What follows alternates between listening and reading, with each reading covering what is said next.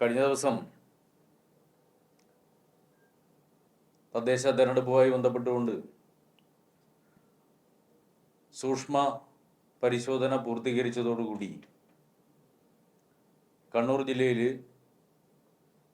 10 വാർഡുകളിൽ ഇടതുപക്ഷ ജനാധിപത്യ മുന്നണി ജയിച്ചിരിക്കുകയാണ്. CPM-ന്റെ സ്ഥാനാർത്ഥികളാണ് ഇടതുപക്ഷത്തിന് വേണ്ടി ഇവിടെ ജയിച്ചു വന്നിട്ടുള്ളത്. നോമിനേഷൻ കൊടുക്കേണ്ട അവസാന തീയതിയാവുമ്പോഴേക്ക് നോമിനേഷൻ കൊടുക്കാൻ കഴിയാതെ 6 വാർഡുകളിൽ ഇടതുപക്ഷ ജനാധിപത്യ മുന്നണി എതിരില്ലാതെ തെരഞ്ഞെടുക്കപ്പെട്ടിരുന്നു. 2 മലപ്പട്ടത്തും 2 കണ്ണപുരത്തും 2 വാർഡുകൾ ആന്തൂരിലുമാണ് ഇടതുപക്ഷ ജനാധിപത്യ മുന്നണി ഈ വിധത്തിൽ തിരഞ്ഞെടുക്കപ്പെട്ടിരുന്നത്. മലപ്പട്ടം പഞ്ചായത്തിനെ സംബന്ധിച്ചിടത്തോളം നിങ്ങൾക്ക് എല്ലാവർക്കും ഓർമ്മയുണ്ട്. ഈ അടുത്തിടെയാണല്ലോ അവിടെ നെഹ്റുവിൻ്റെയും ഇന്ദിരാഗാന്ധിയുടെയും അതുപോലെ തന്നെ ഫോട്ടോയും കോൺഗ്രസിൻ്റെ കൊടിയൊക്കെ വെച്ച ഒരു സാധനം മഹാത്മാഗാന്ധിയുടെ സ്തൂപമാണ് എന്ന് തെറ്റിദ്ധരിപ്പിച്ചുകൊണ്ട് കേരളമാകെ ഗാന്ധി സ്തൂപം തകർത്ത് കളഞ്ഞു എന്ന് പറഞ്ഞ് വ്യാജ പ്രചരണം നടത്തി മലപ്പട്ടം ഇതാ പിടിക്കാൻ വേണ്ടി പോവുകയാണ് എന്ന് പറഞ്ഞുകൊണ്ട് ചില വ്യാജന്മാർ കണ്ണൂരിലും മലപ്പട്ടത്തും ഇറങ്ങിയല്ലോ. എന്നിട്ട് പിടിക്കാൻ വേണ്ടി പുറപ്പെട്ടിട്ട് എന്തേ മലപ്പട്ടത്ത് നോമിനേഷൻ കൊടുക്കാൻ ആളെ കിട്ടാതെ പോയി? വലിയ വെല്ലുവിളിയായിരുന്നല്ലോ മലപ്പട്ടത്ത് നടത്തിയത്. എന്തേ അവിടെ നോമിനേഷൻ കൊടുക്കാൻ വേണ്ടി 2 പേരെ കിട്ടാതെ പോയത്? വെല്ലുവിളി നടത്തി പോയ പോക്കിന് അങ്ങോട്ടേക്ക് പോയാൽ മതിയോ? നോമിനേഷൻ കൊടുക്കാൻ വേണ്ടി ആളെ നിശ്ചയിക്കണ്ടേ? എന്തേ കൊടുക്കാൻ കഴിയാതെ പോയത്? വെറുതെ ബടായി പറഞ്ഞിട്ട് കാര്യമില്ല. വെല്ലുവിളി നടത്തിയിട്ട് പോയിട്ടും കാര്യമില്ല. നോമിനേഷൻ കൊടുക്കാൻ ആളെ കണ്ടെത്തണം, പ്രപ്പോസ് ചെയ്യാനും ആളെ കണ്ടെത്തണം. ആളെ കണ്ടെത്തേണ്ട ചുമതല CPM-നല്ല, പ്രപ്പോസ് ചെയ്യാൻ. പക്ഷേ പത്തനംതിട്ടയിൽ നിന്ന് ആൾ വന്നാൽ ശരിയാവില്ല. പ്രപ്പോസ് ചെയ്യണമെങ്കിൽ അതാത് വാർഡിൽ നിന്നുള്ള ആളുകൾ തന്നെ പ്രപ്പോസ് ചെയ്യണം. ആ വാർഡിൽ ആരെങ്കിലും പ്രപ്പോസ് ചെയ്യാൻ ഉണ്ടായിരുന്നെങ്കിൽ ഒരുപക്ഷെ പത്തനംതിട്ടയിൽ നിന്ന് ആർക്കെങ്കിലും വന്നിട്ട് മത്സരിക്കാൻ കഴിയുമായിരുന്നു.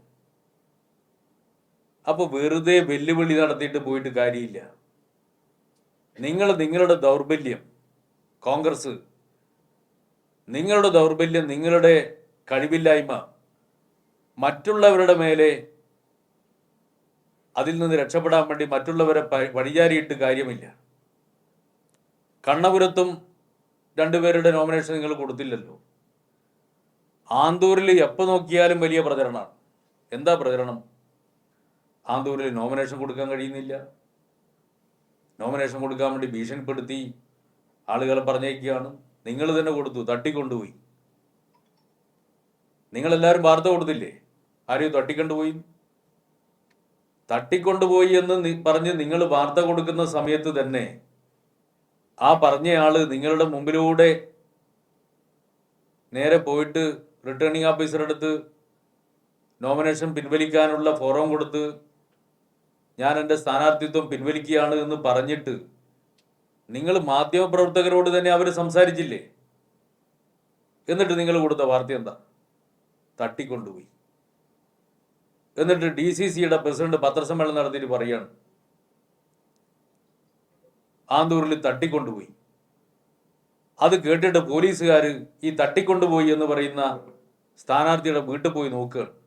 അപ്പോൾ വീട്ടിലാളുണ്ട്. അയാൾ പോലീസിനോട് നേരിട്ട് പറയാൻ, എന്നെ ആരും തട്ടിക്കൊണ്ടുപോയിട്ടില്ല, ഞാൻ സ്വമേധയാ മത്സരിക്കേണ്ട എന്ന് വെച്ചു, അതുകൊണ്ട് പിൻവലിച്ചു. അതിന് നിങ്ങൾക്ക് എന്താണ് കുഴപ്പം? നോക്ക്, എന്തിനാണ് നിങ്ങൾക്ക് സ്ഥാനാർത്ഥിയായി മത്സരിക്കാൻ ആളെ കിട്ടാത്തതിന് CPIM-നെ എന്തിനാണ് നിങ്ങൾ CPIM-ന്റെ മേലെ എന്തിനാണ് പഴിയാറുന്നത്? നിങ്ങൾക്ക് നോമിനേഷൻ കൊടുക്കേണ്ട പണി CPIM-നില്ല. നിങ്ങൾ കാണില്ലെങ്കിൽ അതിന് ഉത്തരവാദി ഞങ്ങളല്ല.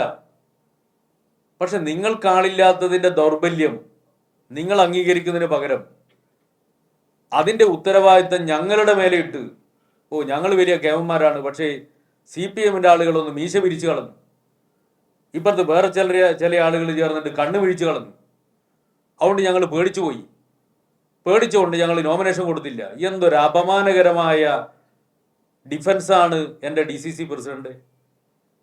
ഇങ്ങനെ അപമാനകരമായി പറയാൻ പാടുണ്ടോ? ഇതേ നിങ്ങളല്ലേ 2 മാസം വന്നിട്ട് മുമ്പേ മലപ്പട്ടത്ത് വന്നിട്ട് വർപ്പിച്ച് പോയത്. ഞങ്ങൾ മലപ്പട്ട പിടിച്ചു കളയുമെന്ന് പറഞ്ഞ് പോയവർ നിങ്ങളല്ലേ. ഒരു ഭാഗത്ത് പിടിക്കാൻ വേണ്ടി പുറപ്പെട്ടു എന്ന് പറഞ്ഞിട്ട് നാട്ടിൽ മുഴുവൻ പ്രചരിപ്പിക്കുക, മറുഭാഗത്ത് ഇരവാദം. ഈ രണ്ടും നടക്കൂ? ഒന്നുകിൽ നിങ്ങൾ മലപ്പട്ട പിടിക്കാൻ വേണ്ടി പോവാണെന്ന് ശക്തമായിട്ട് പറയുക, ആന്തൂര് പിടിക്കാൻ വേണ്ടി പോവാണെന്ന് ശക്തമായിട്ട് പറയുക, അല്ലെങ്കിൽ ഇരവാദമായിട്ട് നടക്കുക.